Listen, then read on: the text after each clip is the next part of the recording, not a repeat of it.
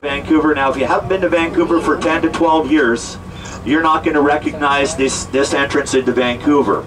About 80% of the buildings you're going to see as we enter this one little section of Vancouver ahead of us are all residential condos that have been built here in the last 10 to 12 years and are continuing to be built here. Everywhere you look in Vancouver, there's more and more cranes that are building more and more high-rises here, folks. I've lived in Vancouver all my life, so that would be about 35, 40 years, 45, 50 years, 55 plus. Anyways, I've lived here a long time, and I've never seen things develop as quickly as they have in Vancouver over the last 12 years. Now, gentlemen, you don't have to worry about Home Depot off to your right there. You're on vacation. For me, it's my day off tomorrow. I got that big honeydew list on my fridge at home. I'm going to have to take care of that starting tomorrow. We have all the big box stores. Most of you folks would be familiar. You see the condos off to your right? That was the Olympic Village, where many of the Olympic athletes were billeted for the 2010 Winter Olympics. Very high security area at that time, 12-foot high fences all the way around those condos for security. And some of the best real estate bargains in Vancouver are located in those condos right now. You can pick up an 800 square foot, one-bedroom apartment without a parking space for about $675,000. It's a great deal. You should take advantage of that. The big geodesic dome to your right there, folks, that was the main entrance and exit to the World's Fair in 1986. Now, if you can imagine that body of water that we just went over being surrounded by pavilions and exhibits from around the world. None of these condos were here in '86, only the big stadium with the big dome on top of it. It was a magnificent backdrop for the World's Fair and really put Vancouver, British Columbia on the map for tourism. And Vancouver has been growing in leaps and bounds ever since that happened. So we're just coming into Yaletown. This is Yaletown, where all these condos have all been built and are continuing to be built. Are you folks still with me back there? Yes. We have one of the most modern ferry systems in the world here in Vancouver.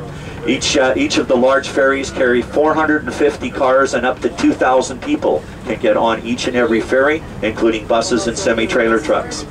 36 ferries, as a matter of fact. They do say that the BC ferry fleet, folks, has a larger tonnage than the Canadian Navy.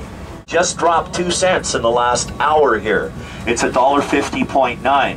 Now, you folks from the U.S. probably think that's a bargain basement price for gasoline, right? Yes. But that is the price per liter, not the price per U.S. gallon. We're on the metric system here. In order to arrive at the U.S. gallon, you have to times that by approximately 4. It's actually 3.78, so we're at about $5.80 plus cents a gallon for gasoline today. Now, diesel is about 8 to 10 cents more per liter than gasoline here in Vancouver, so unfortunately, folks, I'm going to have to coast all the way to the cruise ships from here on in.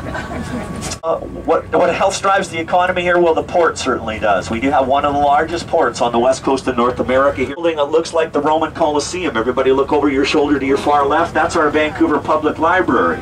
Now, did anybody see iRobot with Will Smith? Yeah. Many of the scenes for iRobot were filmed inside that building and in front of it because of its unique architecture. We're going to show you a few more areas you're going to recognize from the big screen.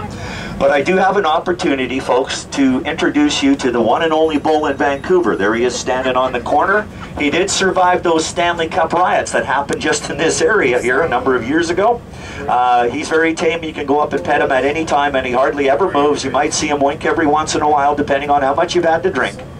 And he does come fully equipped, by the way. Now, the reason why I mentioned that bull is because about this time last year, I drove right by that bull, and I never said a word about it.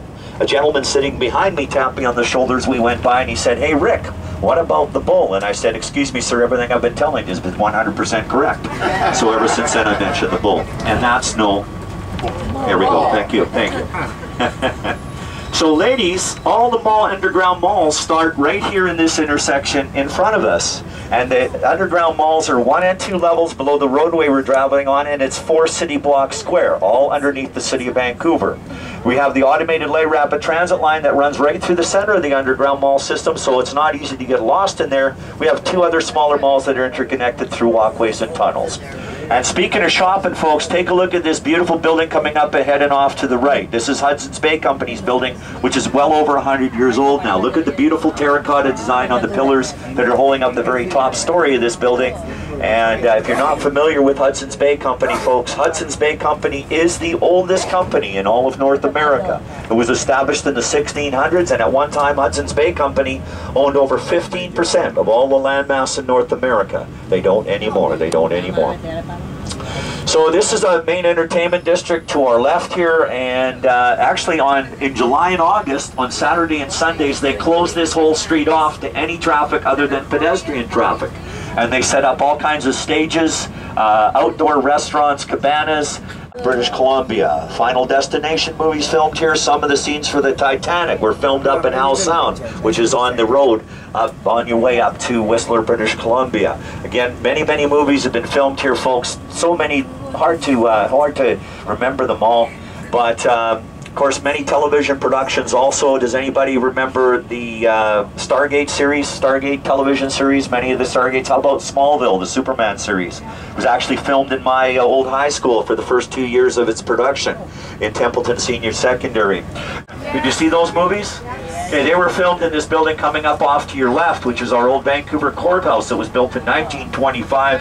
It has been our Vancouver Art Gallery for over 40 years now, but all of one and most of two of Night in the Museum were filmed in this very interesting and old building ahead and to your left there.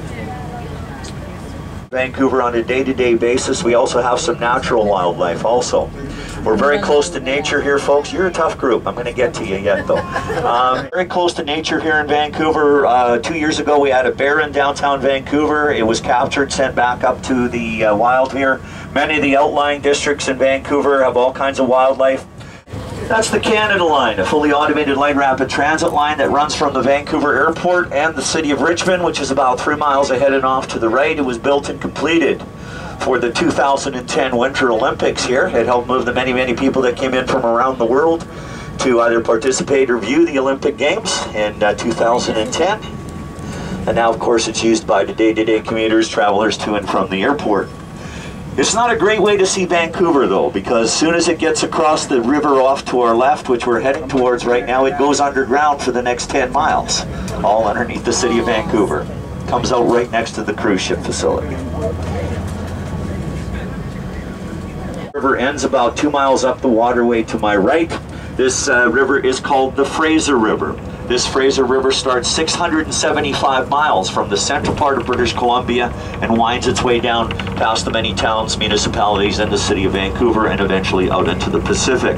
The nickname for this river, though, is called the King of all salmon rivers. There are more salmon that head up this river to spawn than any other single river in Canada, and it is also home to one of the oldest living species of fish dating back to prehistoric times. It lives right in the bottom of this river, called the White Sturgeon. Very seldom do you see this white sturgeon unless it washes up on shore dying of old age, because it can live up to 150 years old within that river and grow to great lengths of 19 feet long. And it does weigh in the hundreds of pounds. It truly is a prehistoric fish.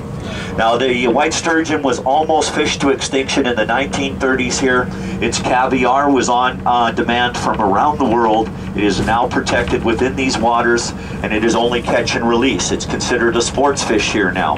Now, how you catch a 19-foot white sturgeon, I've been told you do it very carefully. But they do catch very large ones, folks. It's been a while since they caught one that big, but 2 years ago on the front page of the newspaper, an angler caught a 13-foot long sturgeon in these waters that weighed just over 750 pounds. The folks are pedestrian-controlled traffic lights. Pedestrians will walk up during the very busy times, press a button, just as this gentleman did, got out of his car to do it though, and it changes from flashing green to red. And allows them to cross the street safely, whether you're a pedestrian or a car, I guess. Now, pedestrians in British Columbia, though, do have the right-of-way. If they're standing at the edge of a crosswalk that doesn't have a lighted intersection, by law, you do have to stop for them. And about every 6th or 7th car does. We just passed another Starbucks, folks. You're going to see a lot of Starbucks restaurant or coffee shops here in Vancouver. They're very expensive, but there's so many people that enjoy Starbucks in the city of Vancouver that there's over 210 Starbucks in the city ahead of us, 210. I'll take you for a little trip just around in front of the Pier facility there. That is the Holland America ship, just to your right. You're going to get a better view of all those ships in just a minute. This makes a beautiful picture because I'm going to be turning around in the parking lot here. You're going to be able to get a picture of the cruise ship parked at the facility here.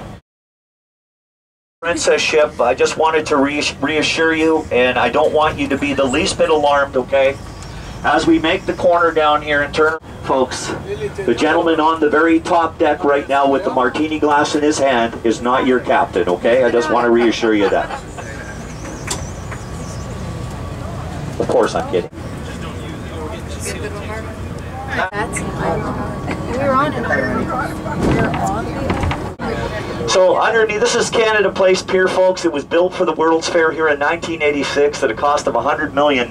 Pales in comparison to buildings that are built today. What looks like sails right next to your cruise ships there, underneath those sails is the Vancouver Trade and Convention Center. The tall building at the end of the pier is the 5-star Hotel Pan Pacific. Just across the street from it is the Waterfront Fairmont Hotel. If you ever come back to Vancouver again, I would highly recommend that you stay at either one of these hotels, because they do command some of the most beautiful views of Vancouver and the surrounding area.